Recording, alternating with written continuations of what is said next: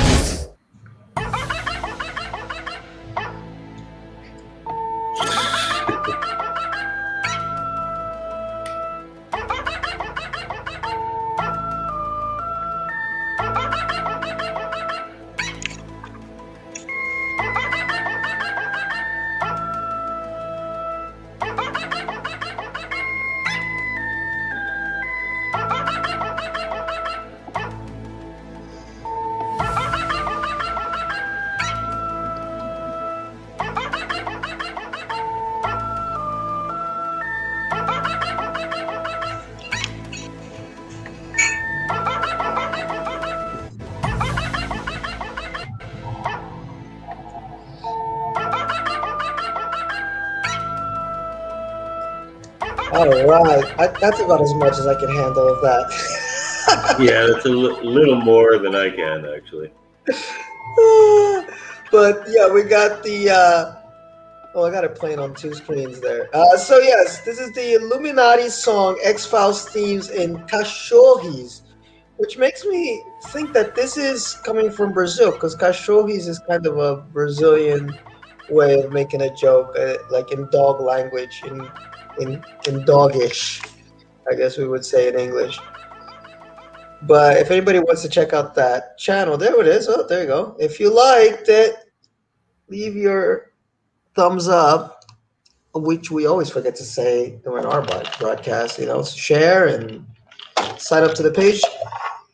And we got what, Facebook, Eliotan Oficial. Yeah, that's definitely Brazilian. And then on Twitter, Eliotan. And then on YouTube, you got Eliotan. So if you really, really, really need to hear the Illuminati song X Files theme in Dogish, Cachorris, there you go. It's right there, and I did put the link there, so it'll be on the side of your screen when you're watching this on the live chat replay. Welcome, y'all. It's the X Files Thursday night recap review, retro review. And last week, Pete had a few technical issues, but I'm glad folks watched. We're getting, we had a few technical issues, so folks, I don't think we're really watching the last couple ones.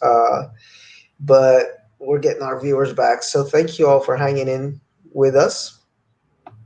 And check it out. Our thoughts on one of the best shows ever to be produced. Definitely one of the more important ones. So, Pete, what do you think of this last batch? Well, no. Forget I said that. Because we're going to talk about. No, see, I'm totally loopy, guys. What do you think about this next batch? At the end of the show, we'll talk about the season as a whole because it's the end of the season. But what do you think of this next batch? Good batch, bad batch? Awesome batch. I remember watching most of these live, and yeah, it was a great way to bring home the season. It built and ended on a spectacular note. We will get to that, but yeah, I remember this was like the end of the season was like Dallas feelings, where it's like, oh no, this is the last episode. I got to wait the whole summer. That type of feeling. So some really good ones in here. I'm just looking at the list episode, and I see some not as good as others, but no real duds. Yeah, this is definitely a strong end to the season. Before we get totally into it, last week your internet was all over the place. So I did want to get very, very quick skip or miss for last week's episodes because you just totally died at Yeah, the end. So Irresistible I'm for me never was really like there. the psycho type of homage episode with the guy who was into getting women's hair. Is that a skip or a miss for you? Yeah, no, Oh, skip that's or a miss, a skip or watch. a watch. Yeah, So, yeah, no, that's definitely a watch, mostly for how it highlighted Scully in danger. It had a creepy Ed Geinish type villain. There were some problems with it, but I mostly liked it because it showed Mulder and Scully actually being FBI agents for a change, which is kind of rare. Yes. The next one, I kind of spoke in your behalf because I doubt that D. Handyver lets you would say skip on. That's such a great episode. Oh yeah, yeah, for sure. That was definitely one of the best ones of the season and one of the more memorable ones of the series, and at least in terms of mythology episodes, and definitely in terms of occult themed episodes. Yeah, I agree with that. That's probably one of my faves. What about Fresh Bones, where we have the Haitian voodoo refugees? Uh-oh, did we lose Pete? Oh no, come on, his Uh, internet was here. Okay, there he is. Is that a? Uh-oh. And I don't know what happened to no, Pete. no, I'm here. I'm here. Fresh Bones was the voodoo episode, right? Yes, I think Hello, somebody from. hello, hello. Yeah, Fresh Bones was the voodoo episode, right? Yes. Yeah, it was okay. Wasn't a huge fan. That's definitely a skip. Yeah, I'd give that a skip too. And then Colony, which is part one of the part two-parter Yeah, where I Mulder watched finds his sister. actually. I went back and I actually watched both again back to back because I watched them on separate nights. And yeah, it's epic. I love both parts. Definitely must see. Even if you weren't crazy about it, it definitely contains so many hugely important aspects of the mythology that yeah, you can't watch the series and not watch those two. But I also really liked it from an entertainment point of view. Yeah, I'm with you. I kind of gave the first part a begrudging watch because part two doesn't make sense with part one because I was bored to death by part one, but there's a lot of meat in there that's important to the series. And then the last one is Fearful Symmetry, where we got invisible elephants and gorillas in the mist being abducted by aliens. Yeah, that one's a pass for me. Yeah, I like the opening so much, but logically it's a pass, but my heart says watch. But all right, cool. So let's get to tonight's episodes, 19 to 25. So we got one extra episode tonight because usually these seasons end on episode 24. And we're going to start with episode 19, Dod Kalm. And Yes. it's, well, one second. It premiered on March 10th. Oh, wow. It's almost, well, one day after. So premiered yesterday, however many years ago. How many years is that, Pete? You're better at math than me.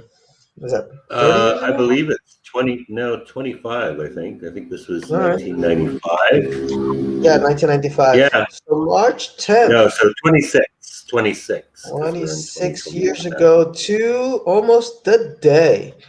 It had 17 million viewers, written by Howard Gordon, teleplay by Howard Gordon and Alex Gansa, directed by Rob Bowman.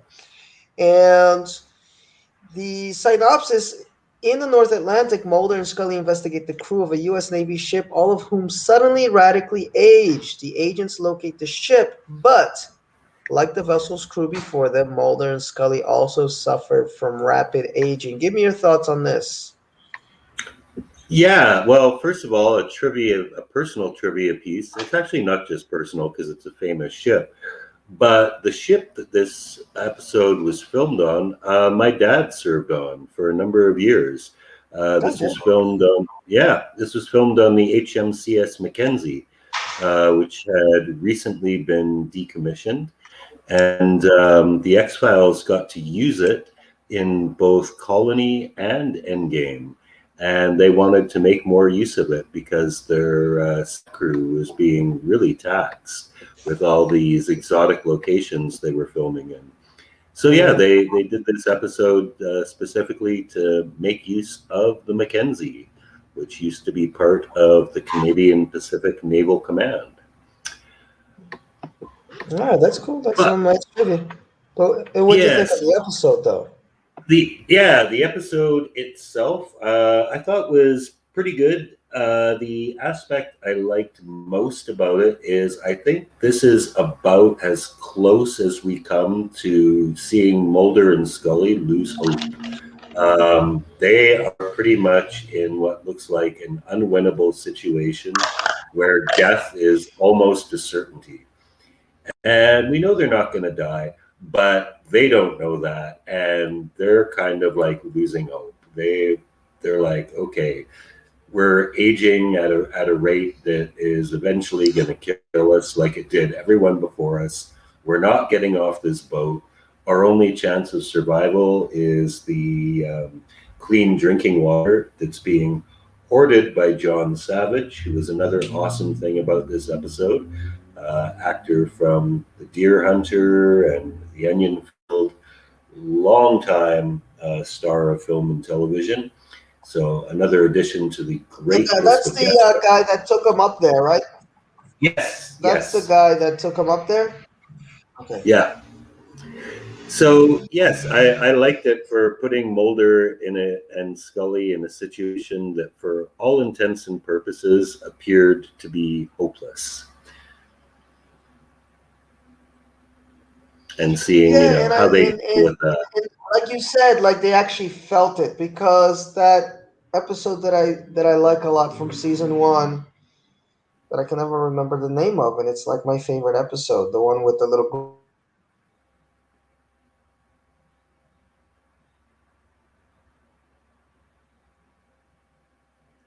that was an unwinnable situation, and they actually lost, because they did end up getting Yeah, cocooned by the little lightning bugs. But yes. what- do you remember the name of the episode? I don't know why I can't remember it, and it's like Ah, my I favorite can't one of the remember. I want to season. say it was like Bright Lights or something. I know it was a two-word title, but I can't remember what it was. Yes. But anyway, yeah, that was unwinnable too. But you did have a sense that, hey, we're gonna make it out of there. Like they were like, we're gonna get ourselves Yeah, out of this. And this one, like you said, it was a different feeling. It was like, man, darkness falls. That's the name. Um, we're not gonna make it, and it gets really depressing.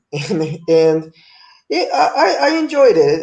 It's a depressing episode, because in the end, it's sort of paranormal-ish, but it's more just like we got bad water, and then the yeah, guy locks himself and hoards it. So there's not a lot of mystery. I mean, there's the mystery in the beginning where you're like, why are they aging? But once that's figured out, it's just a case of Mulder and Scully philosophizing about their life and their work, and so nice retrospective type of episode, which we get more of as the season progress. As not the season, the series progresses. I think in the first season we didn't have too much of that. I think maybe I like that the episode in season one Tombs because of that.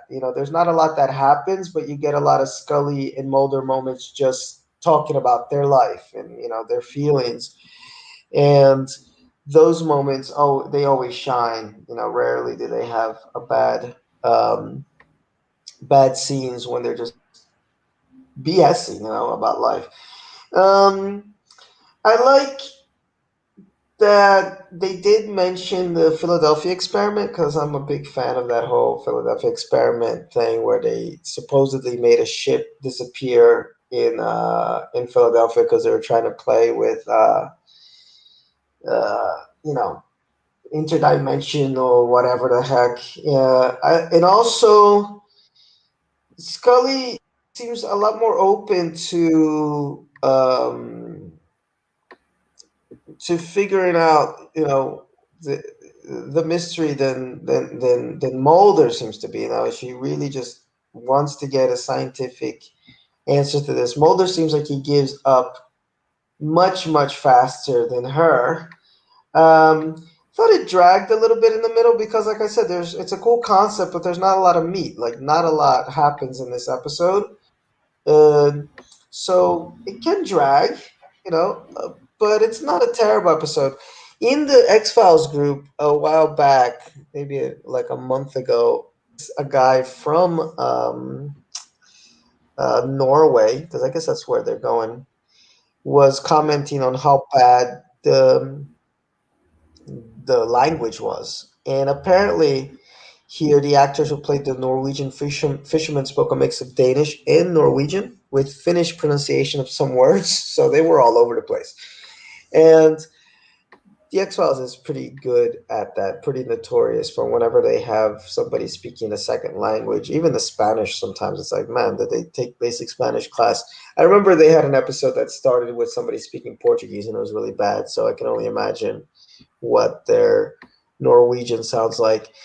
Also, the US premiere of this episode helped the Fox network secure its highest ever Friday night rating, confirming the status of The X Files as one of the USA's top rated television shows. So, this is when The X Files is starting to become a household show, Yeah. moving away from cult status. And I think really season three, from what I've seen so far, is when it really starts to become the X Files that we all know and love. In season one and two, still has a few missteps, and it's still in cultish status. But this is the beginning of them trying to really get to where the show needed to be. I will say this though, Pete, the old age makeup, my goodness, in the 90s, not just this show. I'm a, I like to watch Star Trek. Whenever they have Star Trek episodes where they need to age people, my good Lord, they're terrible. Terrible. Yeah. Yeah, the makeup in the show is pretty bad, and apparently it took forever to apply. That was one trivia piece I read about this is that, like I said, they filmed on the Mackenzie because they wanted to give the set crew a break, but apparently it was a really miserable experience because they were way off the coast, so it was really cold, which made everyone uncomfortable. It was cramped, and the shoots took forever because apparently it took like 2 hours to apply that shitty makeup. 2 hours to apply that. Oh my goodness. Yeah. And it's funny we talk about this now because I just saw Coming to America too. And if you look at the makeup, I mean, of course, they have a Hollywood budget, but if you look at the makeup job, even from the original, it's incredible. But that was, what's his name? Was it Rick Baker, I think, that was working on that? So, that's Okay. other level type Yeah. stuff. Because I think Eddie Murphy said that it was so believable. And I didn't know, because he did say that some folks didn't know that that was us in that barbershop scene. And I didn't know he was the Jewish guy. I knew the other black guys was him in Arsenio, but the Jewish guy was actor. And it ends up it was Murphy all along. But that's other level makeup. This is just crap. I'm like, oh my goodness. They did their best. It's the 90s. They've gotten better Yeah. since then. Anyway, here it's telling me that my signal is a bit weak, so hopefully y'all can hear me. The service on this ship is terrible, Scully. Yeah. Now we're gonna move to my favorite episode of the season. Spoilers. Wow. For one of our season rankings. Oh, that's what I forgot to do. I forgot to give my top 6 for the season. Shit, I'm gonna have to do that real quick while you're talking. But Humbug, I love Humbug. I watched this episode first run. I watched. I remember how much I loved it then. I remember how much I loved it when I did a rewatch a few years ago, and I still love it now. Um, Speaking of great guest stars, my man Vincent Vincent Schiavelli, Schiavelli, yes. that's one of the great character actors, is in here, and also the little dwarf, the the little person, as we call him, from who's the hotel manager. Didn't realize it at the time because I hadn't watched Twin Peaks yet, but it ends up that's the little guy from Twin Peaks. So Okay. another Twin Peaks reference there. I forgot his name though, so feel. Is it Michael Anderson? Let's check here. I hate that they have these. I'm on the X Files wiki, and it has the cast list, and then you click on people's names, and they don't have a picture of these people. Like, how am I supposed to remember who these folks are? But I can't find him. I can't find him, but he's famous from that. Anyway, I'll look it up after when Pete's talking. So, what do I like about this episode? It's the humor. You know, I think that's what made the X Files really flourish through season 3, 4, and 5. It became a bit of a self parody, you know, going into season 6 and 7. But the fact that they were able to infuse humor and they went all in. There's a few funny lines through season 1, even in some episodes of season 2, but this is just so comical from start to finish.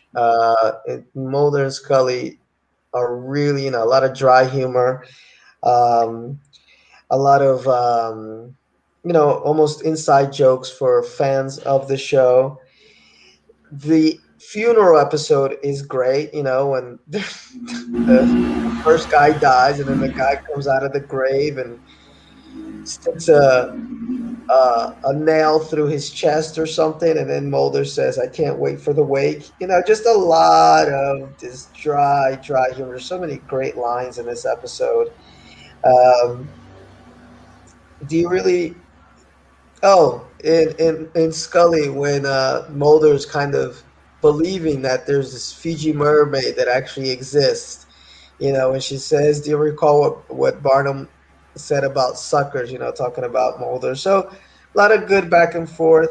By the way, I forgot to do my usual here.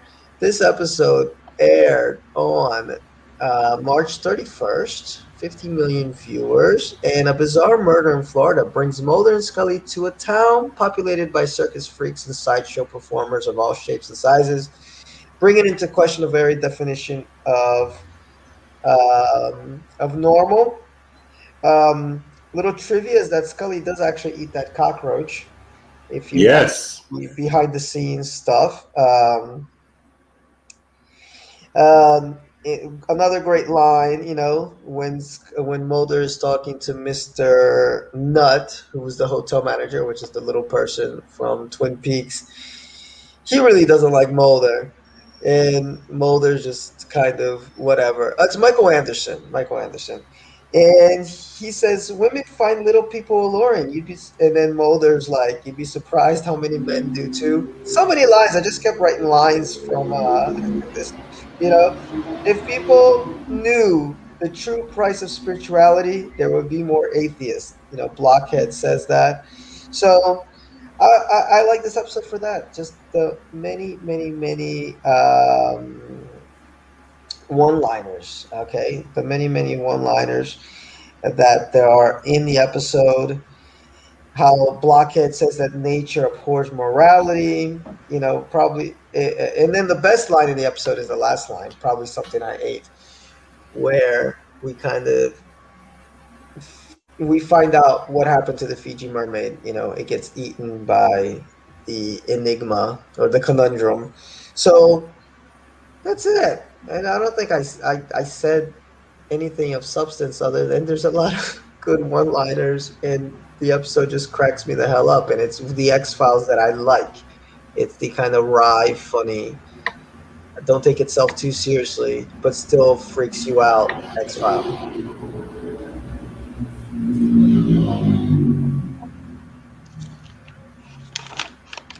That's all I got, Pete. Okay. I wasn't as crazy about this as you, but I did like it. I did like the humor, but I think it did have a little more going on beyond that, with the X Files having dealt with so many bizarre, abnormal situations. This was the writers putting them in a situation where they were dealing with a different kind of bizarre, like a very reality, not supernatural based bizarre. And you get that right off the bat at the funeral scene, where you're looking at around and you've got like bearded ladies and all these all these people in this traveling freak show. And it's like, okay, this is, I mean, it does have a paranormal aspect to it, but the episode is mostly like, a more benevolent version of Todd Browning's Freaks, really, where you have all these people with these deformities and abnormalities. And it kind of contrasts like the sort of stuff that they normally do, a different kind of bizarre. No, I agree. And I think that's where the show was able to open up. The writers were able to open up this other venue for the X Files, where it doesn't always have to be paranormal. It could be a show about, for the freaks, about the freaks out there, and still manage to be interesting because of the humor, because of the chemistry, obviously, that David Duchovny and Gillian Anderson have. And so for me, it opened up a new venue for the show. Just like when oh my god, way when we were back. Well, that's a tongue twister. Way when we were back in season one, and Pete had mentioned about how right off the bat they had the episode squeeze, third episode in, because Carter and company realized, hey, we can't sustain just this alien mythology, alien conspiracy, government conspiracy stuff through 24 episodes. So what else can we do? Hey, maybe we can just have these freaky, Twilight Zone-ish one-offs to complement it. So that opened up that avenue for the show. And then slowly we got to see that, like I said, right from the start, you do get that Mulder's kind of funny sometimes, and Scully has her moments, but the show went all in and said, hey, we can have a comedy aspect to this. We don't have to take ourselves 100% seriously all the time, and we can still freak you out, and it can still be shocking, but we can lighten up. We can just let you have entertainment for an hour, which the show really hadn't done. I mean, the Handy Verletz has a few funny lines too, but it's still pretty Yes. handed compared to this episode. So for me, this is like a watershed type of episode for the X Files that goes right into season three. I mean, season three, I'm only 4 or 5 episodes in, but there's stuff that's just they got their comedy bones, just Yeah, working. I just watched two back-to-back like pure comedy episodes in season three, so it's like not. I think the humor in those two episodes is a lot funnier than the humor in this episode, which is why I like. For me, the humor in this is like, whereas like the humor in some of the mid-season three episodes, it's like this is like almost pure comedy type stuff. This is more like humor through the bizarre. Although there, like you said, there is some good dialogue. My favorite bit is actually when they check into the motel and Mulder asks the dwarf if he's a performer in the show, and he's like, he just totally strips him down. He's like, "Oh, right, because you see a little person, you think you automatically know everything about me. Well, I can probably tell everything about you by looking at you, the way you dress, the way you talk to people. I'm guessing you work for the government, probably FBI." And then he apologizes, and Mulder sheepishly is like, "Well, actually, yeah, I am an FBI agent." Exact. No, that's the stuff that I like about this. The a lot of very smart writing, and I agree with you. They only get better at it, and they get sharper at it. Some of the best episodes, I can't wait to get to them, are in the later seasons, the comedy ones. because they just got really sharp at it. Unfortunately, I think it ended up hurting the series as it went on, especially I think season 7. I know there's a lot of episodes that it's like, oh my God, the X-Files just became, it's borderline just a parody of itself. But Yeah. right here is like from season 3 to 5, there's some really classic, funny episodes. All right, while you were talking, I was writing down some episodes here for our top. How many did we do this month? We did 4 podcasts, right? So pick two from each. 25. Pick two from each. So a top 8.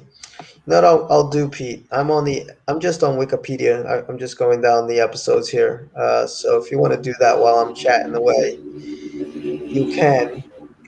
I got 6 so far, so I got to pick 2 more. Yeah. Well, another So thing about this, I will say, is the monster was pretty icky.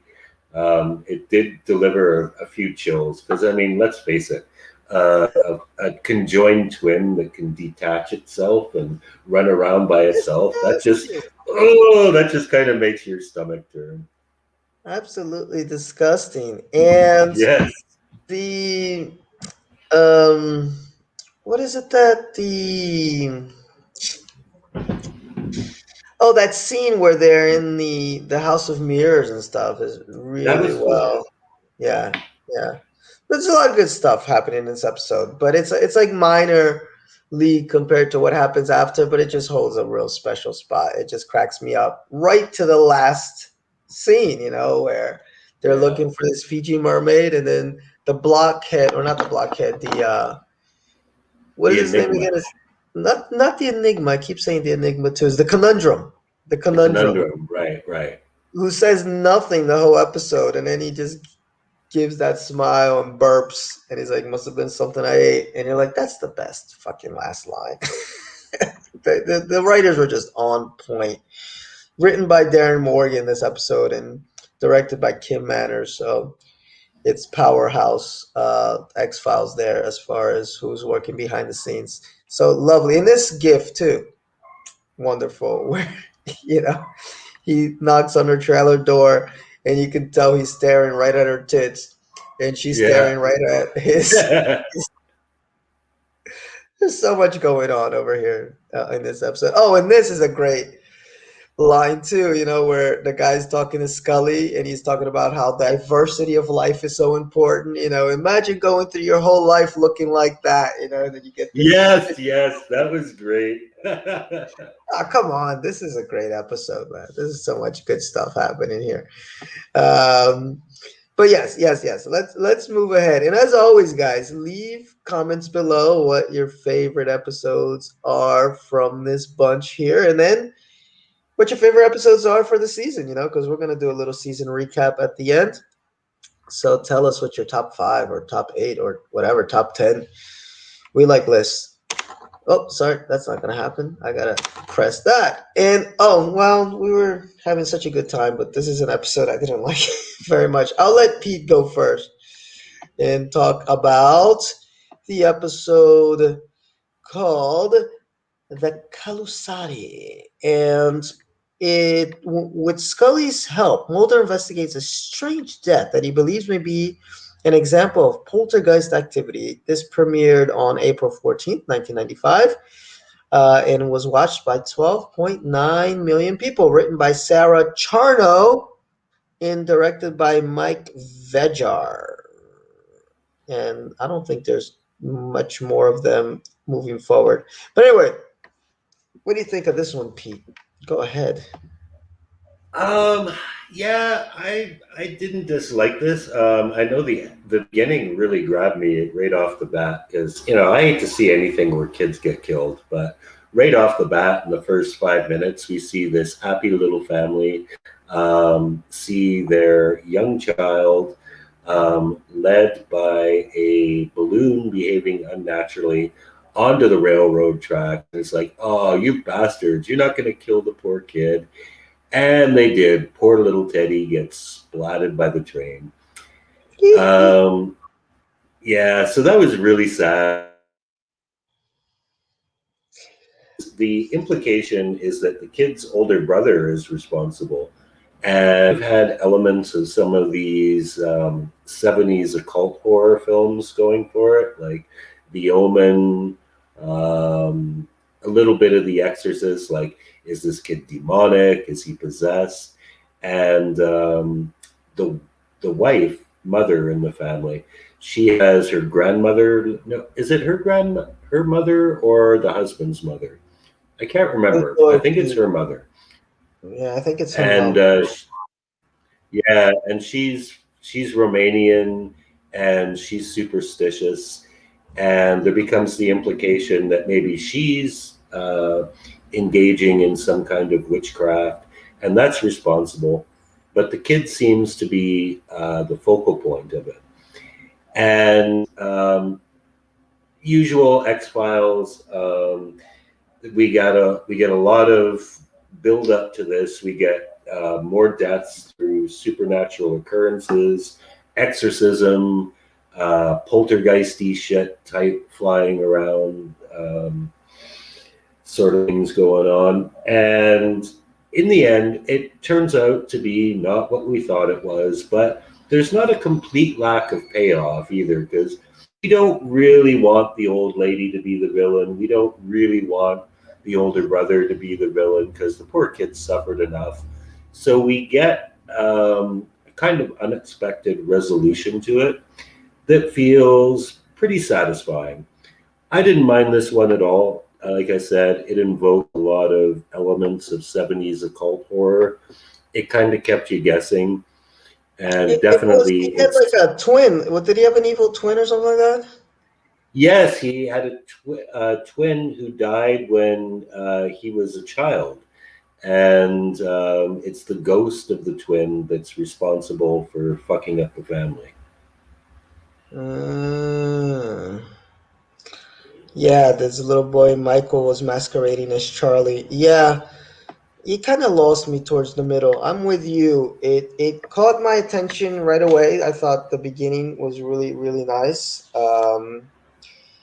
But after a while, the balloon chasing scene was real creepy, and then the kid gets run over by the train. You're like, oh shit. But I wrote here in my notes, oh, I just don't care. Half watched, half tweeted this up during this episode. So I didn't think the acting was that great, from the mom and from her mom and everybody. Uh, Although I did like the death by chicken bit, that was kind of interesting.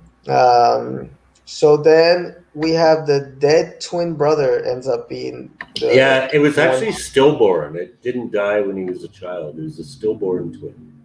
So what was it, like his spirit? Yeah, it was a spirit, but it seemed to be able to materialize because at one point it kind of leads Scully away at one point. So she sees it too.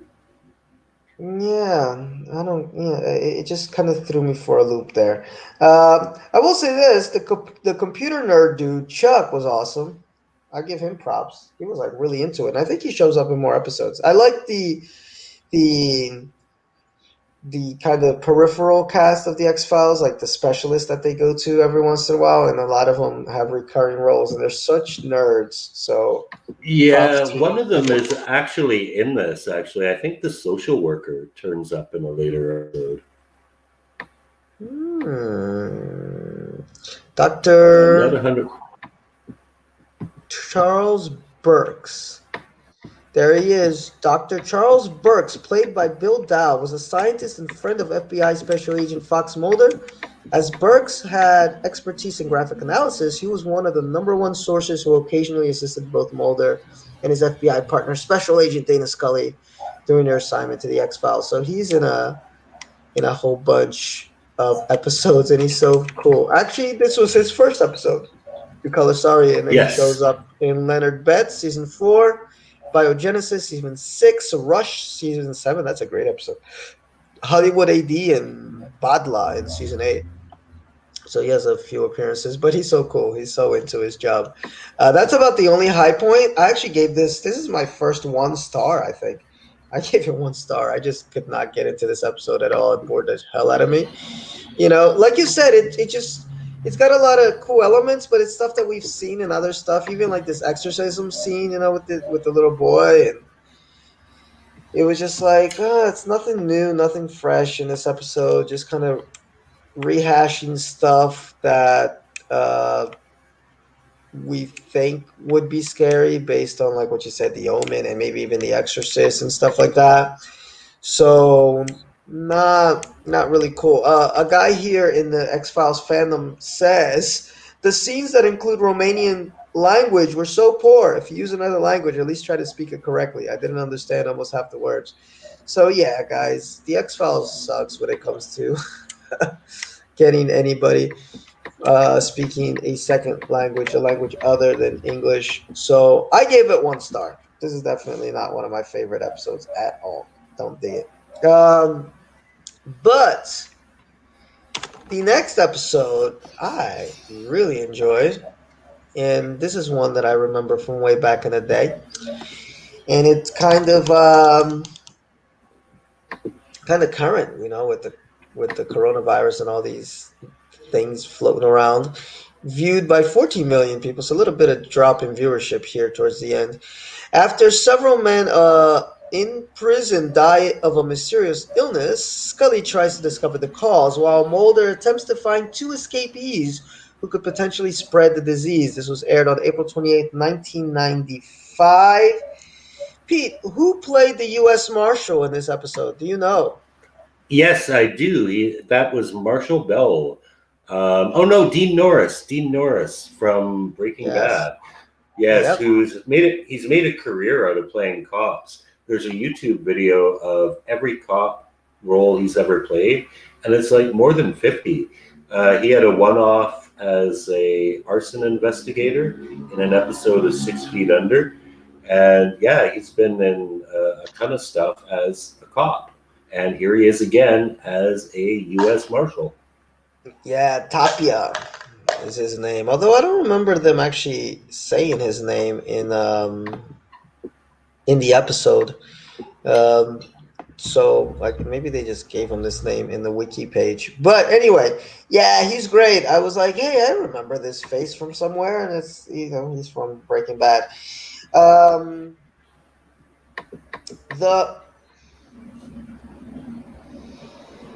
the what's going on stuff is so X-Files, but it was kind of, that part was a little weak. Like what's going on, what's happening, this, that. But it's a contagion. That's what's going on. Yeah. But but they have to have that in the X-Files. Like what's the conspiracy? What's really going on? But it's pretty basic. There's a contagion and it's out. Um, I do like Mulder's conversation with the cigarette smoking man, where he says you can't protect the public by lying to them, because in the cigarette smoking man says it's done every day. Okay. Um, One thing that I thought was funny, it reminded me of the good old days when a dude with an open face sore who looks fever stricken could get on a bus across international lines. You know, Yeah.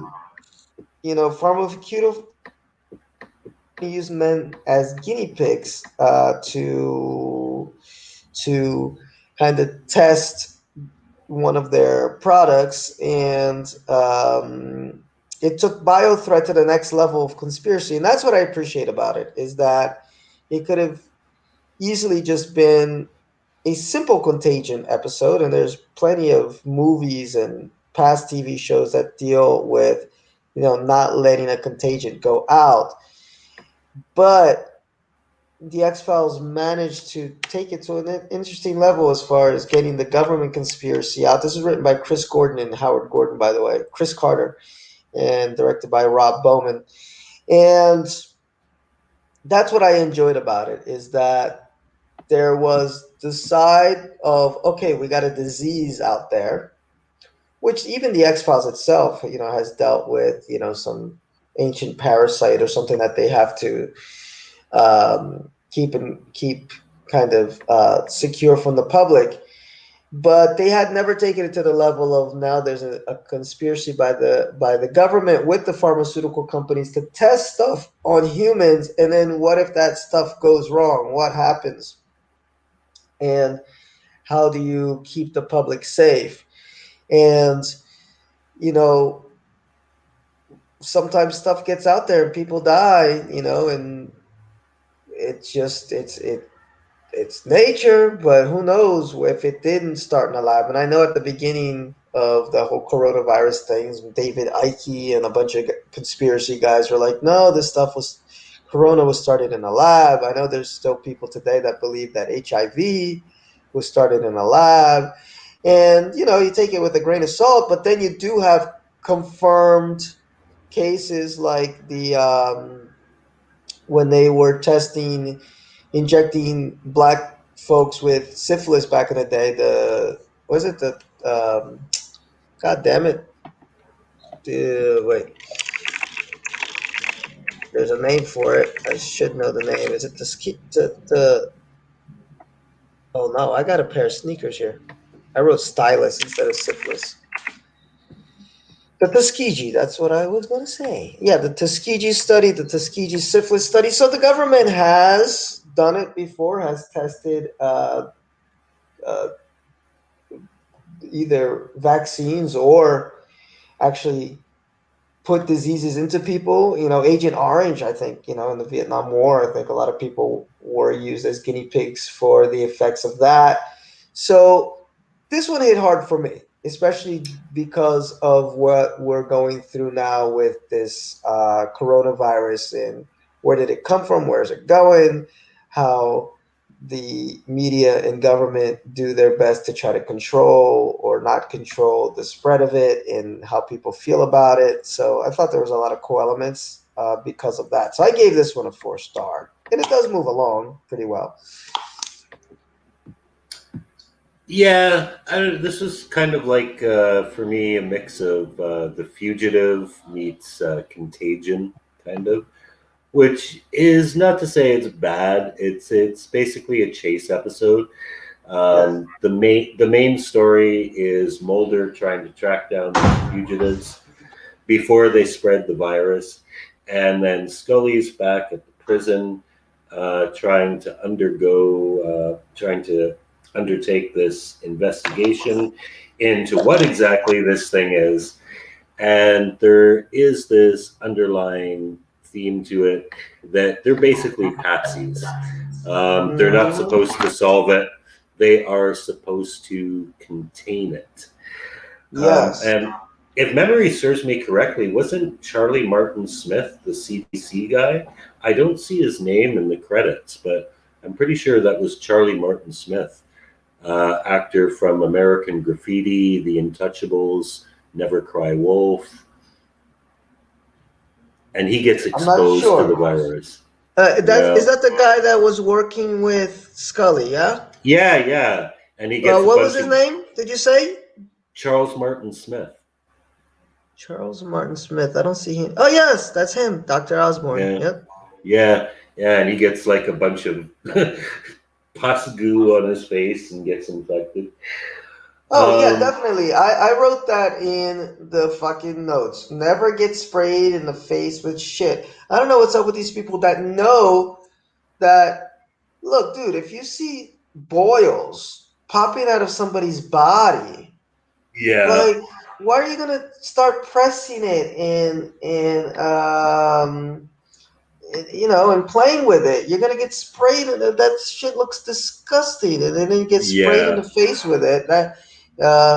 Well, guess what? We get to mention Craig on the X-Files podcast. He hasn't been our honorary name drop in a while, but Craig always complains about that in Alien Prometheus, which, by the way, guys, there will be an Alien ranking podcast coming out one day in your lifetime, I promise.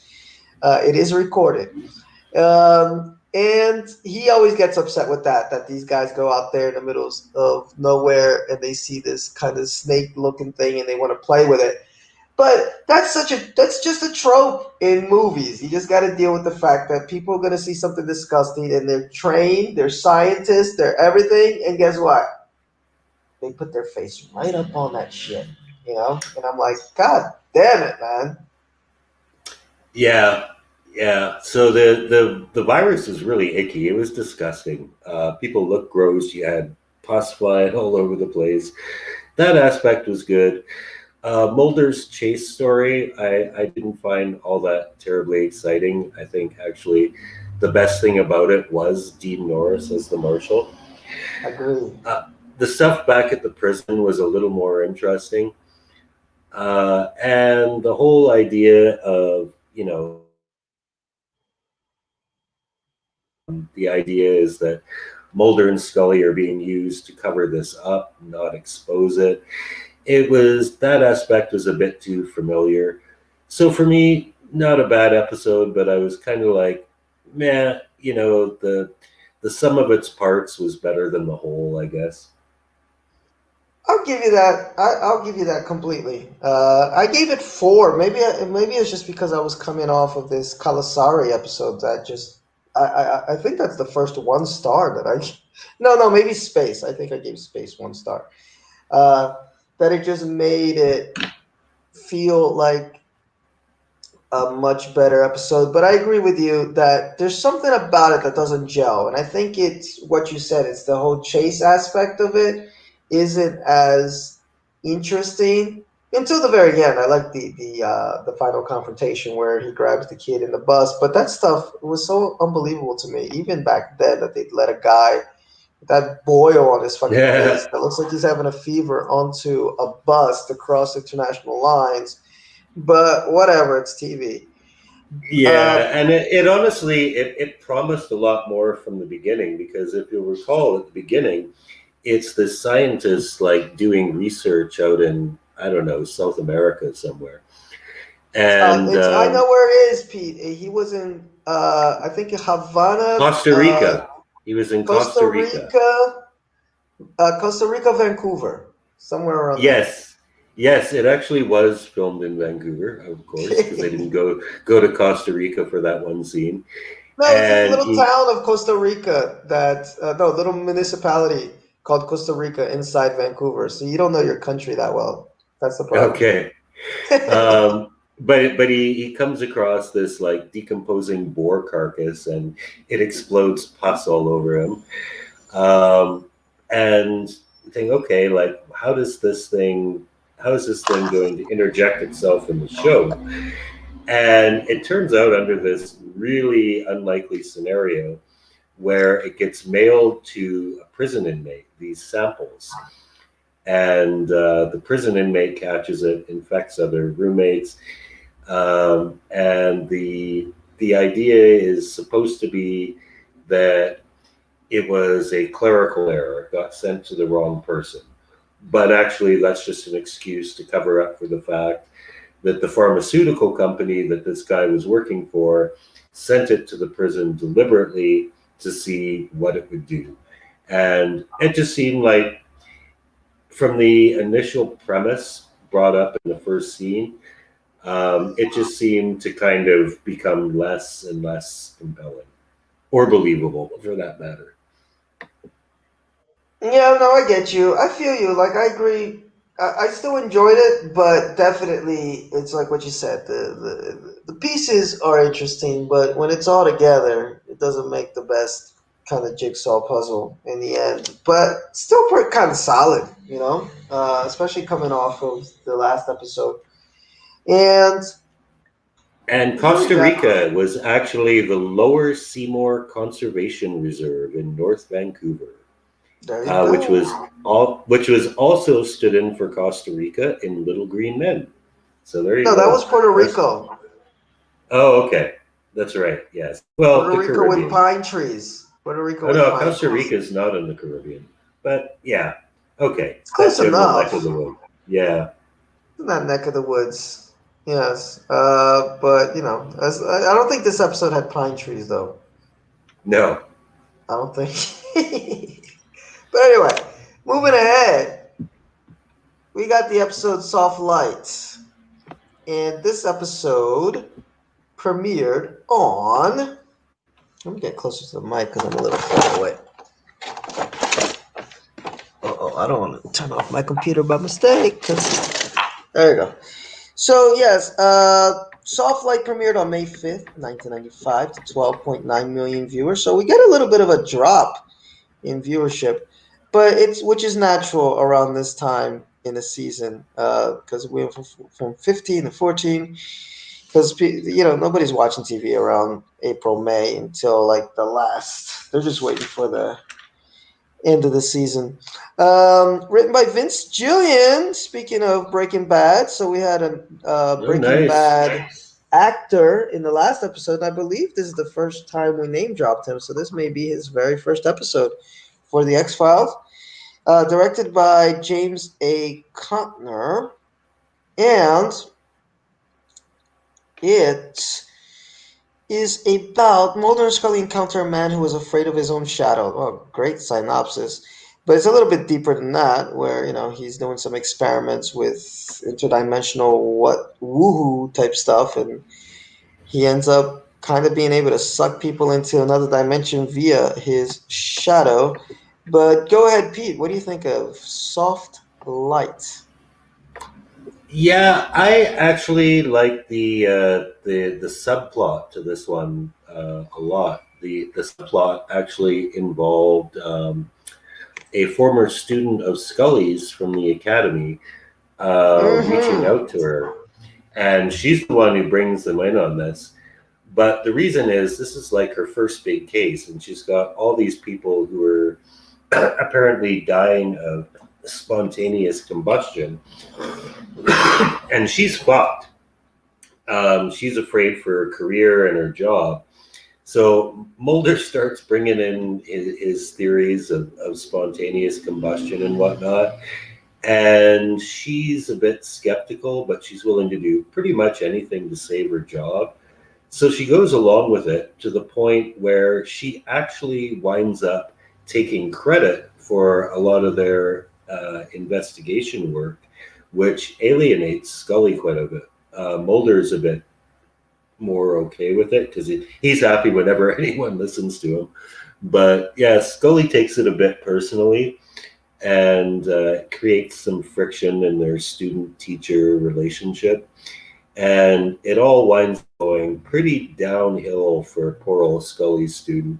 Because I remember feeling for her, she's like Scully. She's a woman in a man's world. She's got to try harder to get ahead. And when she does actually take the initiative, it winds up biting her in the ass pretty bad. And I'm glad they actually dealt with that at the end of the episode where they show her funeral, and Scully lamenting, like, man, she was my student. She came to me for help. We failed her. She was a young person with this whole career ahead of her, and now she's gone. We failed her. Not only is she gone, she's like really gone. Yeah. The power this guy has, who, by the way, is played by Tony Shalhoub, who's been in a lot of stuff. Yes, I was gonna He had mention his that own Monk. series. Yeah, he Monk was was pretty in Monk. funny. Yes, Yeah. yes, and a role I really liked of his too was the Coen Brothers film, The Man Who Wasn't There. He played like a real big shot attorney. But his power is pretty nasty. Like his shadow is literally a black hole. And it's a cool Mhm. effect they did because it couldn't have been that expensive, but it looked good. When people step in that thing, they like basically instantly turn to dust and then fall to pieces. They just become like this little pile of ash that wouldn't Mhm. take up like a tenth of the space in your dustbin. But it was a really cool effect they did. I like that part. I liked it too, and it kind of looks like a little swirly black hole that he leaves behind as a little black hole print. Now I dig it. Yeah. I'm with you. I dug that subplot. I wish they would have done more with it. She was definitely more interesting as a junior agent than was it Einstein and whoever the hell was in season 10 of the X Files. That was terrible. But I like that care that Scully had for her, and they didn't want to know that that the FBI was involved. But well, Mulder's there, and doesn't that exactly work that way. Um, One thing, I'll give a few criticisms, but otherwise, I thought it was a pretty decent episode. Sometimes Mark Snow. can get into 80s cop show music. So, Mark Right. Snow is one of the VIPs of the X Files. His music is so great, but it's very overpowering. It's just that it happens to be great most of the time, so you don't mind it. But when it's not good, and there's a few episodes. There's one, I think it was uh, um, it was the colony episode, I think it was. He put me to sleep. It was just like so boring, In this episode, he just got into this real cheesy 80s cop show music, and it's so loud, his music, that I couldn't not pay attention to it. I like how this dude kills motherfuckers. I like that the brain brought up, spontaneous combustion, because I was really into that when I was about that age. I like that they killed a Morley tobacco exec, so that's kind of a meta reference, because Morley is Yeah. the cigarettes that they smoke in the X File. I like that they had another meta reference when they're looking in the hotel room. Scully looks at the vent, so she's thinking of Squeeze. She's thinking of Yes. yeah. Yeah. And her student looks at her like, you can't be serious. And this time, Scully's like, yeah, you wouldn't believe, but the things I've seen. The things I seen. Yeah. Uh, I One thing that I thought was funny is the scene in the alleyway with the two cops, and I'm like, if that had been a Yes. black dude, he would have been shot. He would have been shot quickly. Uh, but yeah, then the cop gets sucked in. Both of them, I think, do. So I thought it was a silly episode, 12 minutes in. And then I liked when they got to the tiny particle accelerator type stuff. I like science stuff like that. I'm into my boy Neil deGrasse Tyson and so in Michio Kaku. So that stuff got me into it because at first I know I had watched this episode, I think even first run, but I couldn't remember the details of it. And I'm like, there's more to this than just his shadow. And then when it got to that part, I was like, oh, cool. I like the science aspect of it. And then we get a lot of Mr. X, okay? Yes. X And is a bastard in this one. yes, he is a fucking bastard, and it took me by surprise. I had,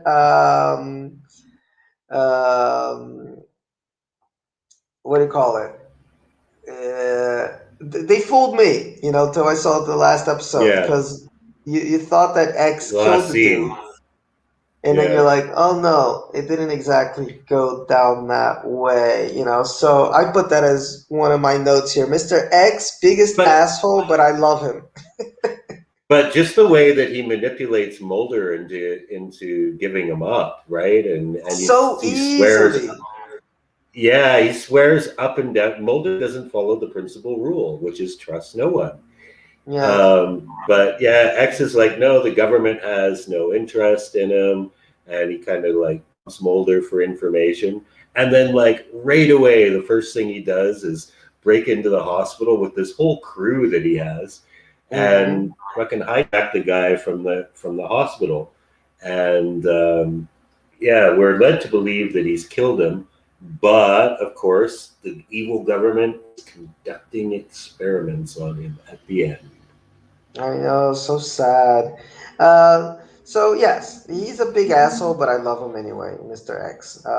And one thing that I did think was weird was why Dr. Batten, which is the main character here, didn't just go back to the lab way sooner. Like, you got a real serious issue when you're sucking Yeah. people into black holes. Like after one day of this, like after the first person that I suck into a black hole, and I know exactly what caused it. It's not like I just woke up. It's not like the metamorphosis, where you just wake up one morning and you're a fucking cockroach. You're like, whoa, how did this happen? Like he has a Yeah. very clear understanding of why it is that he's sucking people into black holes. Why the hell are you walking around and sitting in a train terminal in soft light, which, the reference to the episode, soft light, because it doesn't cast a shadow or a big shadow. So that part took me out of it. I'm like, man, could have gone back there way sooner.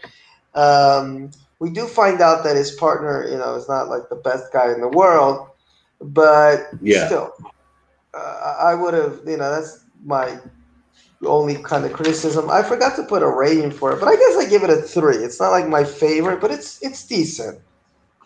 It moves along. It's not a terrible episode. And now, guys, moving right along,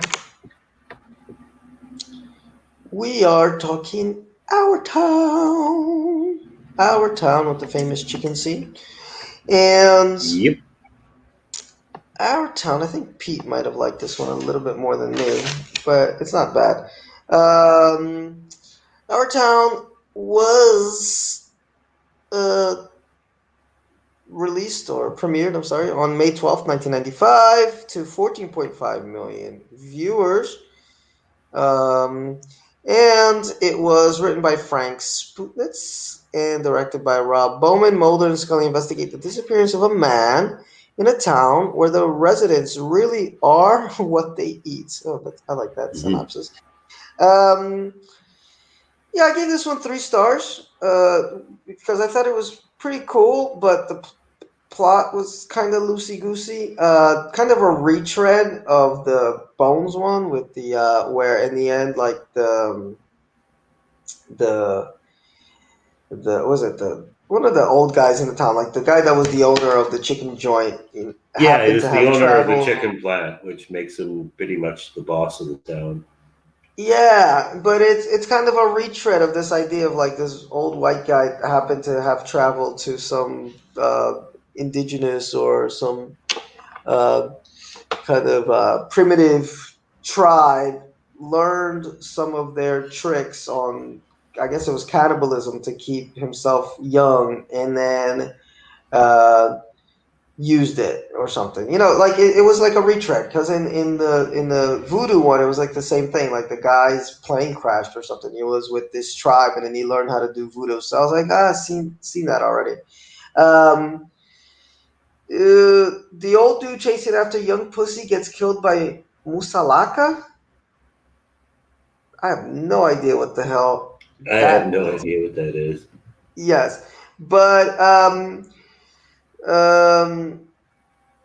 I like that. I like the scene where the sheriff falls dead in the chicken meat. That's Yeah, pretty oh, yeah, nice. that was gnarly. It's it's like what they say about hot dog meat. It's not just chicken meat. It's just like everything that they can't use being ground into paste. Why? To feed chickens. Chickens eating Yes. chickens. Awesome. This Uh, movie I could see making a vegetarian out of people because there's some pretty exactly. nasty depictions of meat production in there. Yeah, because then in the end, it's like, I think what they're grinding up people in the chicken. And it's funny. One of the funnier scenes is when Scully is got the She big has the bucket of bucket. chicken. She's got the big bucket. Yeah. Yes. Which doesn't make sense, like plot wise, because why, given where it looks like the story's going, I wouldn't buy chicken from this town, but it does set up a pretty funny scene after Mulder gives her this theory of where people may be ending up. And she's like, you know what? I think I'll skip on the chicken. Yeah. But she does mention this Creutzfeldt Jacob is like her scientific theory of why these people are very old, but they look very young. So the idea No, no, here, no, no. That's not her theory of why they're very old and very young. That's how they expose the cannibalism, because the one chick loses her fucking mind in the plantation, or not plantation, the factory, oh and yeah, yeah, yeah, yeah, shoots yeah, the yeah, yeah. sheriff, and she actually does have this Creutzfeldt Jacob disease, Okay, I and thought it had to do with the age too, because a few people they would kind of go crazy first, right? And then so they were yeah. getting something about the meat was driving some folks kind of nuts. Yeah, no, what, because it's statistically like, like 1,000,000 to 1 that more than one person in a town this size would have it. And more people start turning up with it, and they realize like the only way they could be getting this is if they ingested meat infected with it. So Ugh, obviously, disgusting. yeah. And just like I said, kind of a retread of Blood, where the white dude learns native rituals and uses it. Bones. Bones, yeah, I put blood here. Bones, fresh bones, what is it called? Something like that. Yes. And the moral of the story, I guess, in the end, is dangers of cannibalism. Sick folks bring in disease, so don't eat people because uh, you could get sick after. Okay, but it was okay. I liked it a little bit more than the Bones episode, but still kind of felt like a little bit of been there, done that already as far as the plot line. Yeah, I like this a lot. I like how they didn't just jump right into it. We suspect it, but we follow Mulder and Scully's investigative process, and sort of wait for them to discover what we already have kind of figured out because we've been privy to a little more information. But yeah, when they drag the river and they find the remains of like 9 people, and they find out something like 267 people have gone missing from the surrounding counties over the last 20 years, and they come to the conclusion it's like, all right, yeah, this is really going on. So it's kind of visceral concept. It kind of appeals to the things that we just have a gut reaction to.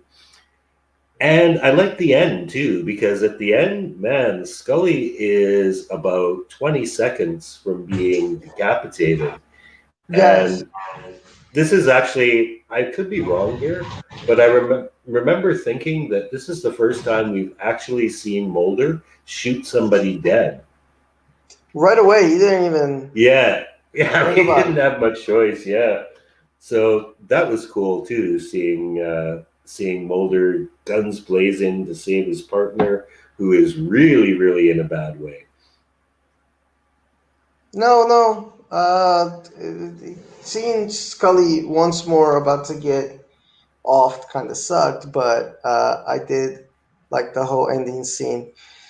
But again, not a bad episode, but I think it could have played a little bit more to the quirky side, like not full on like Humbug, but maybe on the level of the Han, the Verlets or something, where it needed a little bit of humor, it needed a little bit something extra to keep me kind of interested, because it was like it had the setup. You had all these kind of old country folk and the chicken. I mean, they had this one funny scene in there, and which was the highlight of the whole episode. So I think they could have played a little bit more to a humorous aspect of it, but I don't think they did. Could have been better. Anyway, let's move on, guys, now to the big old season finale, epic season finale called Anasazi, where we get Yes. a bit of a cameo by the man himself, Chris Carter. And this episode, Anasazi, I hope I'm pronouncing that right, it premiered on May 19th, 1995 to 16.6 million people. It was written by, well, the story was by David Duchovny and Chris Carter, but the teleplay by Chris Carter. And for some reason, I can't see who directed this. Nothing vanishes without a trace. That's a line from The Cigarette Smoking Man. And Anasazi is the first of a 3-part storyline, with the plot continuing in season 3 episodes The Blessing Way and Paperclip. A computer hacker discovers evidence against the syndicate that is so damning that its revelation to the public would be nothing short of catastrophic, leading Mulder into a race against sinister agents to learn the truth. And go ahead, Pete, because I think I went first last time, and I'll try to find out who directed this because it's not on the wiki page. Okay. Yeah, I remember watching this when it first aired, and this was like the Who Shot JR of the X Files. It was such an intense season finale, just right from the beginning. It has you hooked. There's so many things going on.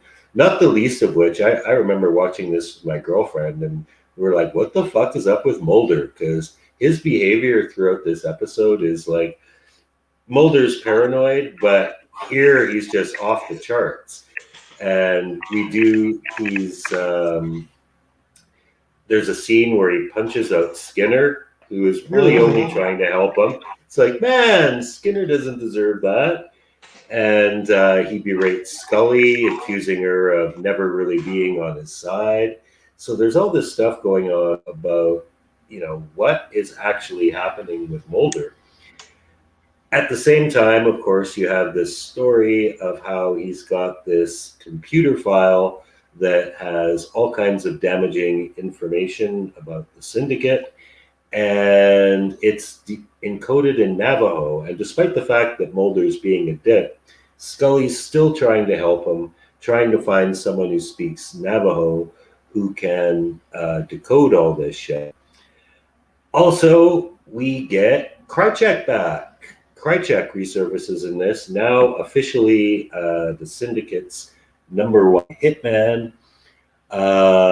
And he continues to be a further bastard as we get this wonderful moment where we find out that Mulder's dad was actually involved with the cigarette smoking man and all these other bastards way back when Roswell first happened.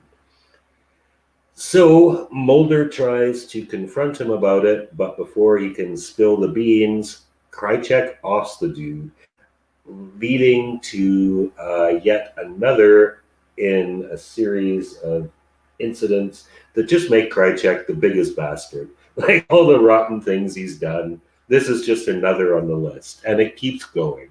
It keeps going. Yes. Krychek's a dick. But we ultimately find out that the reason why Mulder is acting so crazy is because they spiked the drinking water in his building with LSD. And if you watch the beginning when the lone gunmen go to his apartment, they allude to that because his neighbor, an old lady, has shot her husband in some kind of paranoid delusion. But you only see that going on in the background. But having seen this a few times already, I saw that this rewatch and was like, okay, so they're hinting that something might be not okay with the water. And what else? Scully shoots Mulder. We get that in this episode as well, because he is about to shoot Krychek, who is the only person who can exonerate him from accusations of killing his father. But what really, of course, everyone remembers about this is the infamous cliffhanger where Mulder is in an underground boxcar full of what appears to be dead aliens or dead alien human hybrids, no apparent way of escaping, and the smoking man with his now iconic end of season line, burn it! And burn it they do. What happens to Mulder? Gonna have to wait till September to find out, people. I know. Well, I dug this one too. I think this of the 3 season finales we've seen thus far, this is probably the most action-packed and interesting. Like you said, I hadn't seen it in so long. So I was like you, I was like, wait, what's up with Mulder? They're really writing him bad this episode. Like they amped it up a little bit. Then you find out that it's he's being spiked. Killing Mulder's dad was out there. You're like, oh my god. He could have killed Mulder though. I mean, he was in the house. No, they needed the file back, though. I know.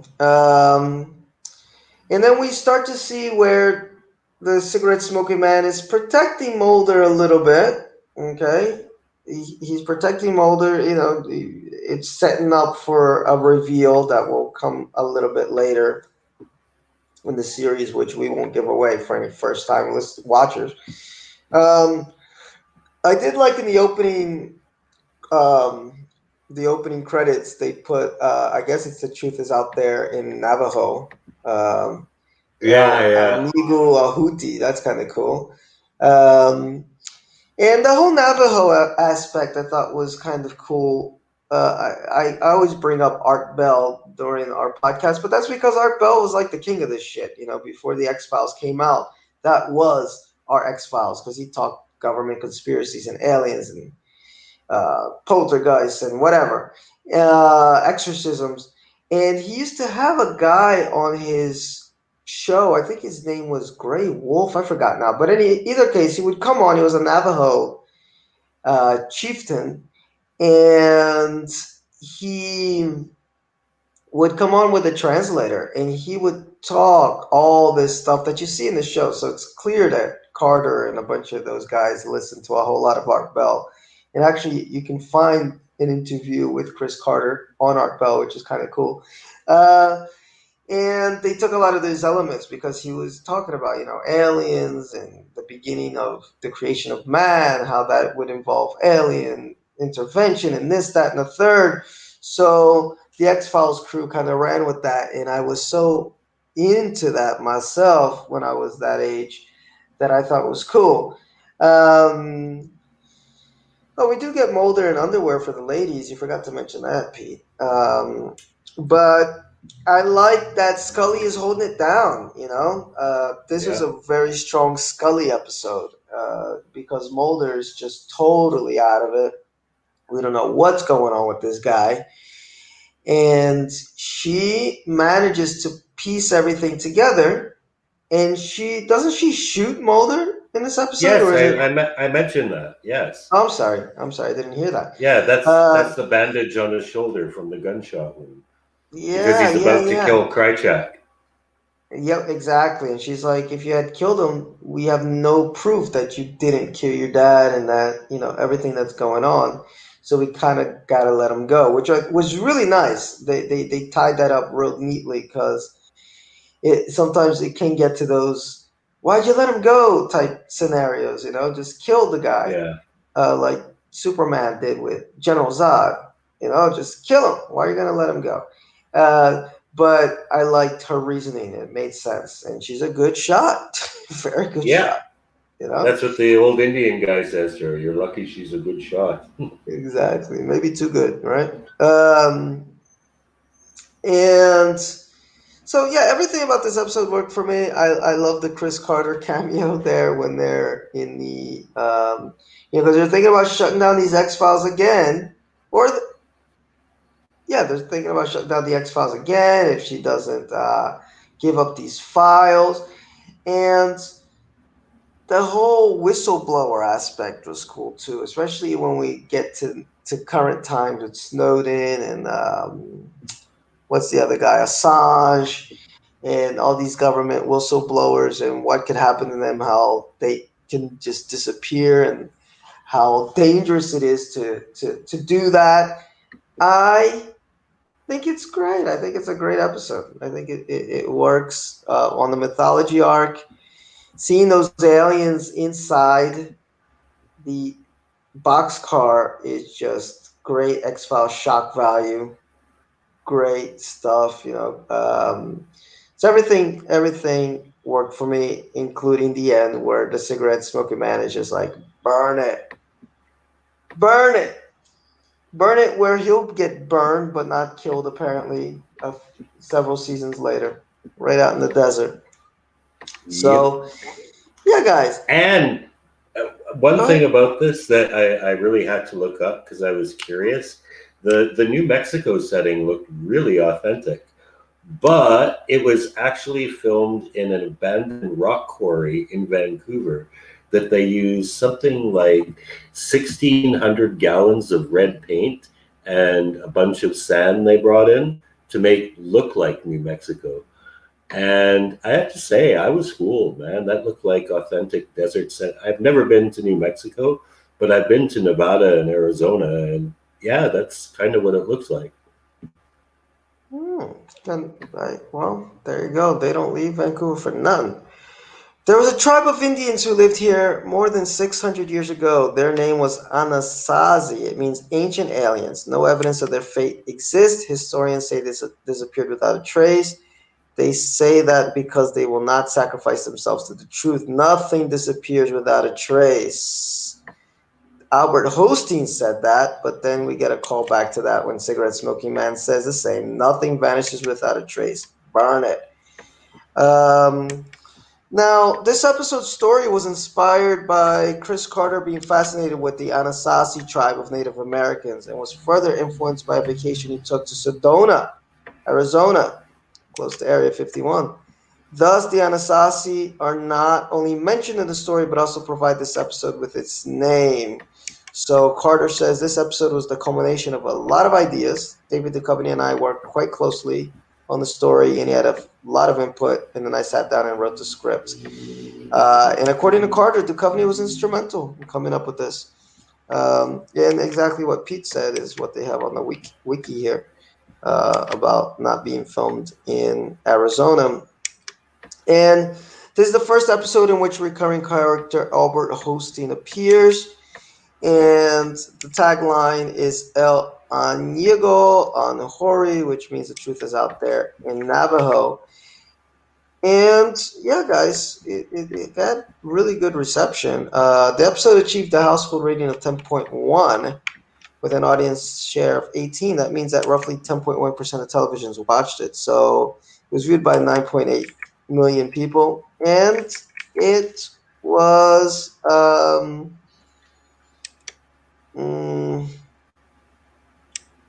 yeah, it was well received. You know, it goes right into season 3 and gives us a whole lot of good X-Files. So let's end our podcast tonight with a little bit of a season 2 review. Your thoughts? I don't know if Pete, if you had time to get a list down. I kind of did it while you were talking sometimes, but Yeah. I got a list of 8 episodes here that I really like. But overall, season 2, what do you think? Upgrade from season 1? About the same? Definitely. Not the greatest series premiere, and we did have that whole thing with Scully's abduction, which was important, good, but I think only half of that story arc made it onto my list. Then after the abduction, it kind of slows down a bit, but amazing second half, like hardly any bad episodes at all in the second half, and some really great ones too. Yeah, I'm with you. Definitely an upgrade. Started strong, had a kind of a little bad batch there in the middle, but ended pretty strong. Right away, you notice, the production value is better. The wardrobe, makeup, everything is just a little bit better, including the writing, and just it's a little bit sharper. We start to get a few more of the comedy aspects of the X-Files come in, which I think really allow the X-Files to be in any show. From episode to episode, the X-Files can be so many things. I don't think I can recall many other television shows historically that could do that, unless it's just straight up an anthology show, of course, But an episode, I'm thinking of TV shows that dealt with 2, 3 main characters that followed a single kind of story that were able to be so flexible as far as one week it's funny, the next week it's really fucking scary, the next week it's kind of, all conspiracies, and then the next week it's somewhere in between. The X-Files was incredible for its ability to do that. In season 2, it's starting to sprout these extra bits. So I really dig season 2. I mean, if I had to rank them now, season 2 would definitely rank above season 1. And as far as my favorites, I'll start with my number 8. And where did I write it? I just wrote it down here on this piece of paper. And number 8, I will give to Firewalker. Again, kind of a little retread of Darkness Falls and Ice, but I like the effect, man, of that. What sold me was just that fungi or whatever the hell it was coming out of people's throats. That was scary shit, and it was pretty good effect. And it moves along well. It's definitely one that I'd say just watch. And I think and if the entertainment level is high, even despite the fact that it's a bit of a retread of Ice and Darkness Falls. What's your number 8? My number 8 is Aubrey. Good little human element horror story that also had a supernatural element to it. Plus, the idea of Mulder and Scully solving this, a 35-year-old mystery. Pretty freaky villain, cool ending. It wasn't completely out of the blue, but it did kind of catch you by surprise. So yeah, a lot of good horror aspects to Aubrey. I like that one. I dig it. I dig it. That's a good one. Yeah, that was way harder, by the way, to come up with a list here this time around than last time around. And in fact, I think there's one here that I definitely missed that I should have put on here. And I think I will as we're speaking. One Breath, I really liked. It's a slow episode. It's just Scully lying on a bed the whole time. But I liked how they portrayed, the supposed afterlife and all the things going on around her, how much Mulder cared for her, how much he's trying to get to the truth. We get to see Mr. X is no joke, as far as how he gets to the truth. It's like, you want to get to the truth, Mulder, there's things you got to do. And this is it. Bang, Yeah. So there's a lot of cool stuff going on in that episode, even if it's a bit of a slow episode, and because Scully is just kind of lying in bed, and there's a lot of scenes with her in this afterlife and stuff. But I dig it. What you got for 7? For 7, I picked Ascension. I did not actually pick the Dwayne Barry episode for my list, so it's the second half of a two-parter. But it was the second half that kind of delivered everything that I want to say it was set up in the Dwayne Barry episode, but it wasn't really that obvious. It was basically just like a hostage situation episode with alien elements to it. But it ended on kind of a strange note in those last two scenes where Scully scans the chip at the supermarket and then she gets abducted. But Ascension is pretty much full on. It's just Mulder trying to track down Scully after she's been abducted by Dwayne Barry, being thwarted by Krychek, and ultimately losing her. Ends on kind of a downer note. Yep. But such an important episode for the series. Yep, it's the Scully pregnancy, as we later find out. Quick honorable mention to Irresistible, but I'm not going to change my list. I would have put Irresistible maybe here, but I'm going to go with Sleepless. I dug Sleepless. That's got our man, what's his name? Tony Todd. I can never remember his name. Tony Todd. Yes. I dug it, man. Just another one of the bunch of revenge / things that happened way back when, coming back to haunt you episodes that the X-Files have. And this season had a bunch of them. And they mostly revolved around black folk. But I dug this one. One, Tony Todd is just, he's magnetic. He just stands out, chews up scenery. But the effects of, these guys seeing things that were killing them that aren't really there for everybody else to see, I liked his motive. I thought he was a good anti-hero, not really a villain per se. And it's got a nice message. I like when the X-Files deals with messages without saying, this is our message, PTSD, things that happen in the war that maybe shouldn't have happened. A lot of elements going on in Sleepless, so it's kind of a sleeper episode sleeper, no pun intended there, but that worked for me. I had forgotten completely about this episode until I saw it now, so it was like a first time watch in a way. Where are you? Six. What are we on now? Six? Six. Yes, my six would be Our Town, which we just reviewed this episode. For all the reasons, I gave it a big thumbs up. It had a very visceral subject matter. I like the fact that we're always kind of in the know as to what's going on, but they don't throw it in your face. They kind of let you get to that conclusion through Mulder and Scully's investigation. And it had a pretty good finale when they confront the cannibals. No fucking around. Scully's about to bite the bullet, and Mulder doesn't hesitate. He shoots that bullet.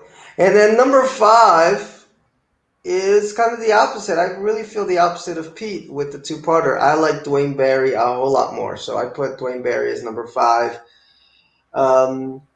Few reasons. One, like what Pete was saying, he really liked. Which episode was it that you said that you liked them just doing? Ascension. No. Where you said you liked that they were just doing some plain old detective work. Forgot which episode. Oh, that was, I forget the name of it, but that was the one with the dude who collects hair. Oh, Irresistible. Okay, yeah. Irresistible, yeah. I didn't put on my list, but I should have. That's a really good episode. But anyway, I like that this episode felt like that from the beginning. You know, it was Mulder in his hostage situation for an hour, or well, not an hour, but you know, the runtime of the episode, 40 minutes or so, and but you got the supernatural or the conspiracy aspect in there with the aliens, and the alien scenes were so scary, man. Like it still kind of shook me as I watched it now. I used to be so scared of these alien abduction movies as a kid, and this episode didn't do much to help me not be as scared. So I dig it. I really dig it for those reasons. The scenes where they showed Dwayne Barry getting abducted, which were really freaky, and just something different. It's like, oh, there's more. There's CCH Pounders in there. That's another That's reason true, I love it yeah. too. So I'm into Dwayne Barry. I like part 1 better than part 2. Actually, I think part 2 is a bit of an anticlimax. But anyway, go ahead. Number 5, Endgame. Yeah, I kind of missed the chance to talk about this last podcast because of my shitty internet, but I watched the both parts of this two-parter again as one like marathon, and I enjoyed it. It really worked for me. Why did I put Endgame behind Colony? I think it was a little bit convoluted, the second part, but not in a bad way. There's just so much going on. I mean, we get Mulder's sister is back. Like, wow. This is one of those instances where you kind of felt like the writers were like, we got to shit or get off the pot, you know? We got to give the people something. We can't just constantly have everything being unresolved. So here's Samantha. She was taken by aliens all along. She's back. She's grown up, and now she's dead. That was a cool part with the hitman wanting to trade her for Scully, and then Samantha winds up dead. But then it's not Samantha. There's a whole bunch of other Samanthas, which has to be a relief because Mulder really gets chewed out by his dad over that one. You lost your sister again. I know. That was a funny scene. Yes, but then after all that, it does have a great climax where he travels to the Arctic and fights the alien hitman, who actually seems to deliberately let him live. Like Mulder's just like a fly speck to him. He doesn't care about him, in killing him. He just wants to go about his business and be left in peace, man. But he still almost dies because of the retrovirus. But Scully saves his bacon again. I know. Yeah, I had Endgame on my list, but then I realized I put 9 episodes instead of 8, so it got bumped off, unfortunately. But I dig it more than Colony. I'm with you. Number four for me, I rate this one kind of high, which surprised me, but I dig it, man. The F Emasculata. I agree with what Pete said. You know, the bits of it seem to be a little bit better than the whole of it, but I like the bits. You know, I like Scully trying to figure out doing science back with the dude stuck in the prison doing science work. The chasing after the escaped convict stuff works because of the marshal, as Pete mentioned. You know, the plot does move along, and it's got a nice, freaky ending. It does mix in a little bit of government conspiracy with the cigarette smoking man, and you realize Scully, Mulder, and Scully are just basically pawns. You know, and there's nothing Mulder can do about it. I love when Mulder's in these gets stuck in these conundrums where I know there's something that I want to do, but there's nothing I can do. And if I try to do it, these guys are like 10 moves ahead of me on the chessboard. So Yeah. what am I going to do? I'm just going to try to stop the contagion because that is the best thing that I can do at the moment. And so well played by the cigarette smoking man. So definitely dig that. By the way, one thing, sorry, Pete, before you go, that we didn't mention when we were talking about Anasazi or whatever, the last episode, is the Syndicate. This is our first real good look at the Syndicate, and they're shitting their pants this whole episode. So, as much as the cigarette smoking man was pretty firm in this episode and seemed like he had all his shit together, he's shitting his pants most of the Anasazi episode and throughout that whole series, you know, the three episodes, because he does not know where the hell the files are, and he's lying through his teeth. But we do get to see more of the syndicate. We get to see the well-dressed man and the fat kind of Italian guy. We forgot to mention that because they become such an important part of X-Files lore moving forward. Yeah. What's your number 4 episode? My number 4 is Colony. Yeah, I like this one just a little better. I mean, for me, they're one episode, so I mean, interchangeable, really. But yeah, what I liked about Colony is it starts pretty benignly. Like, it doesn't come off like a conspiracy episode.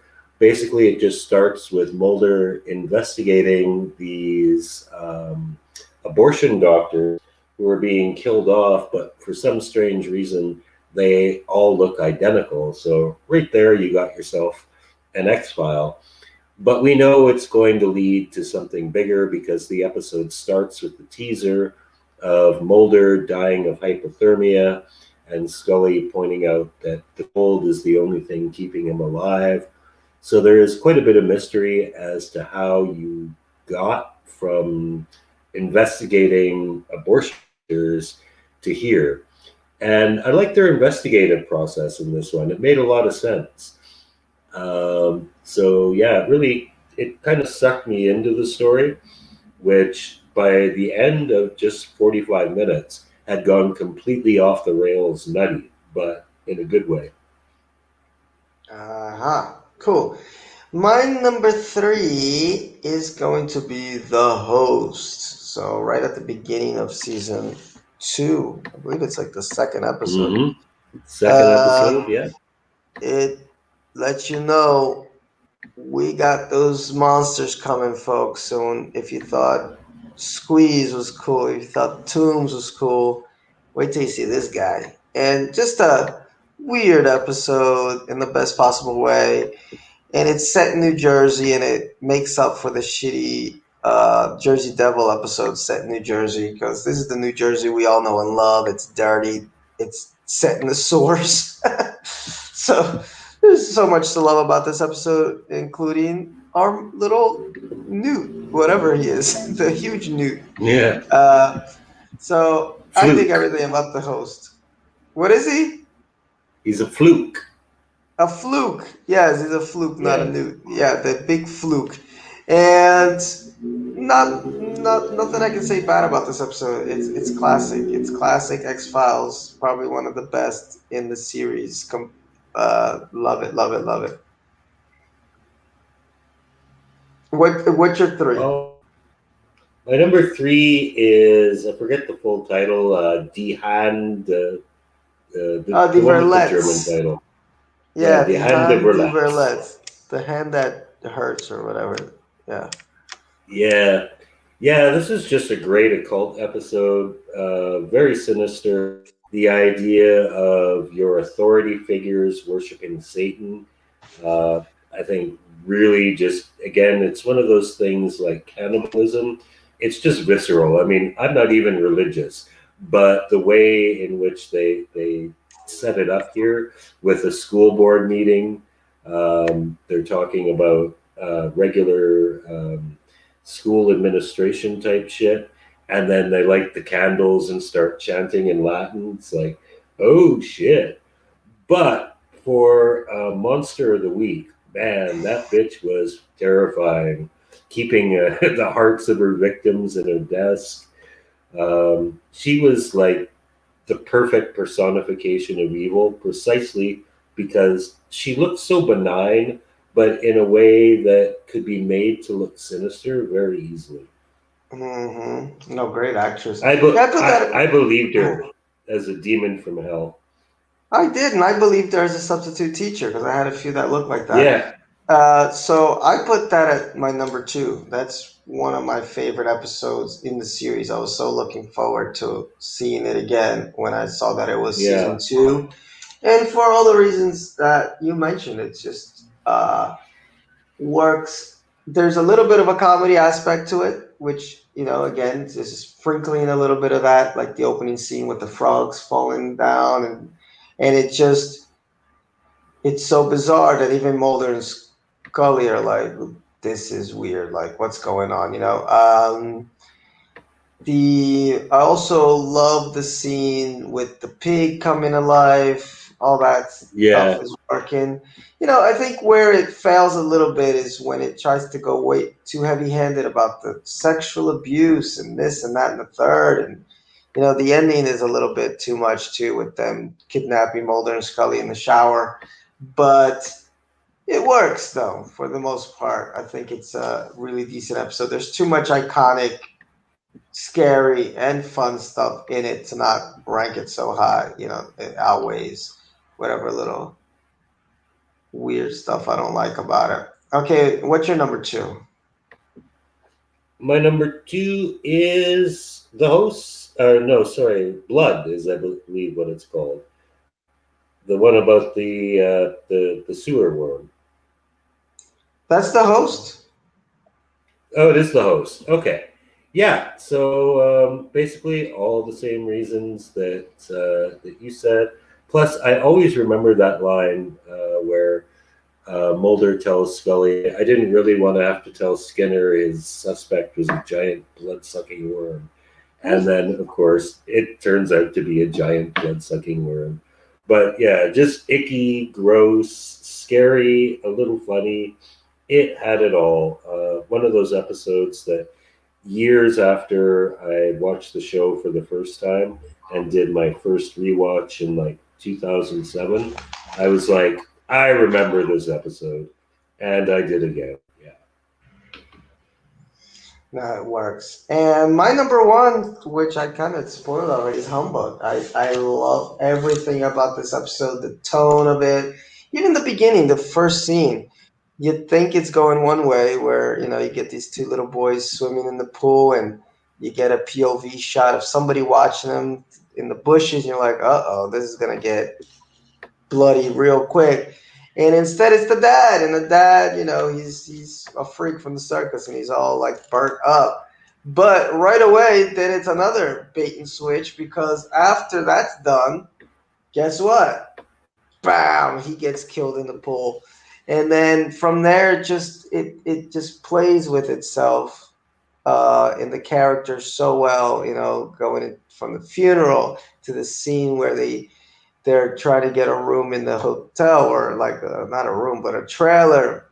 all the side characters are so bizarre and so funny that it's the start for me of the X Files just feeling so comfortable in its own skin that they're like, we're gonna just try whatever, and it's gonna work, and it did, So that's one of my favorite episodes.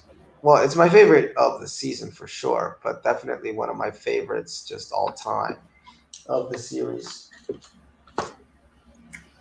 And what's your number one Okay. pick, Peter? I have no My clue number what one, pick. no, my number one is Anasazi.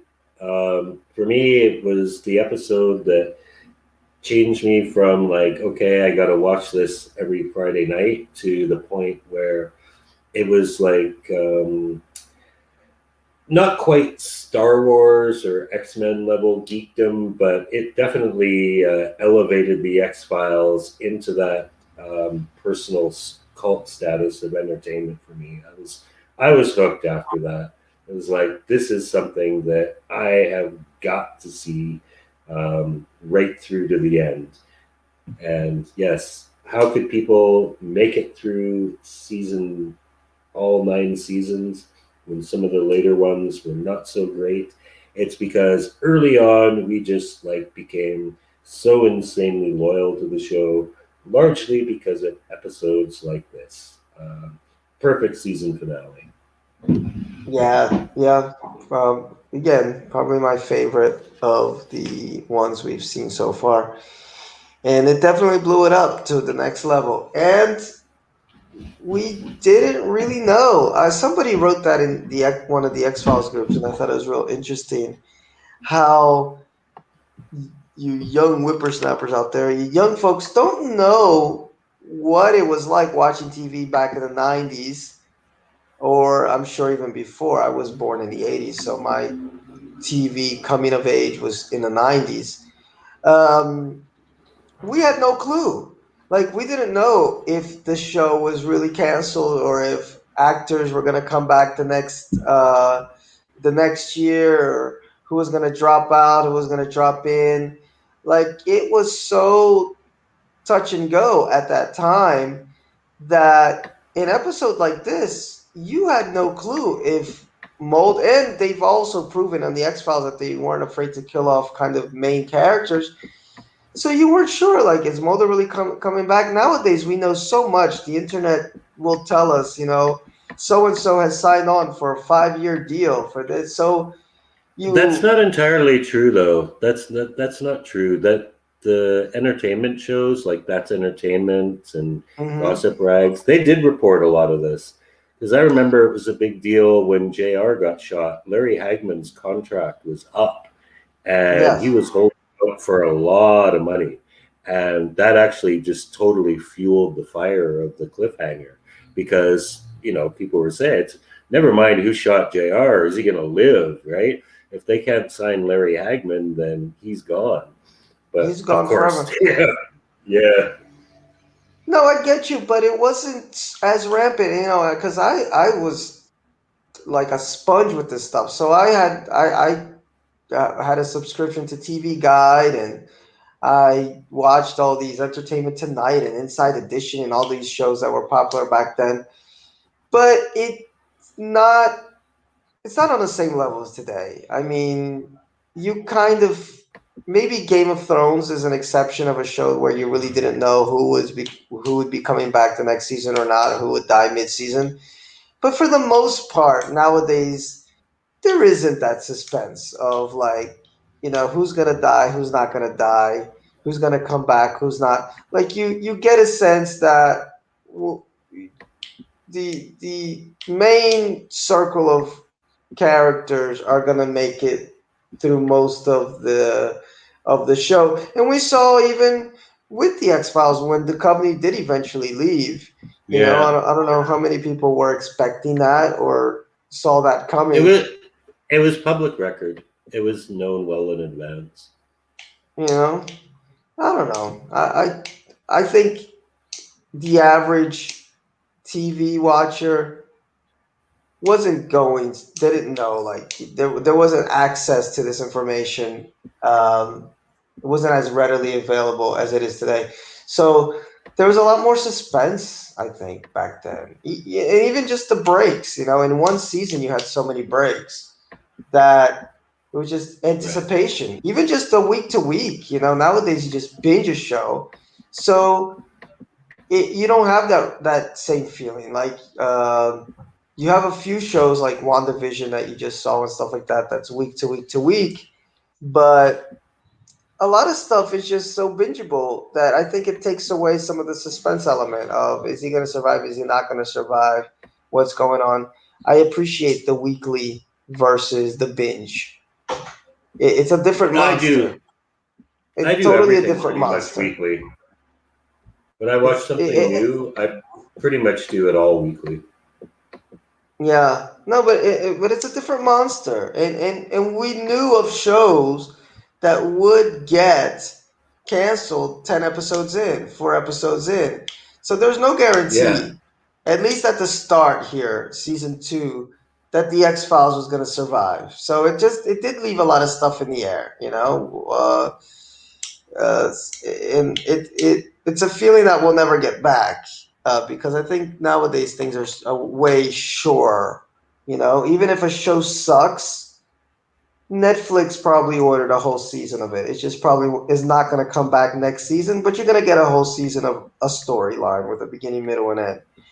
Back in the day, it's like there's a few shows that I was so upset when they got canceled because I was into them. I was like, oh shit, but it just couldn't find an Yeah. audience. They gave it a month or two. Sorry, guys, production is stopped. But anyway, y'all, thank you so much for watching.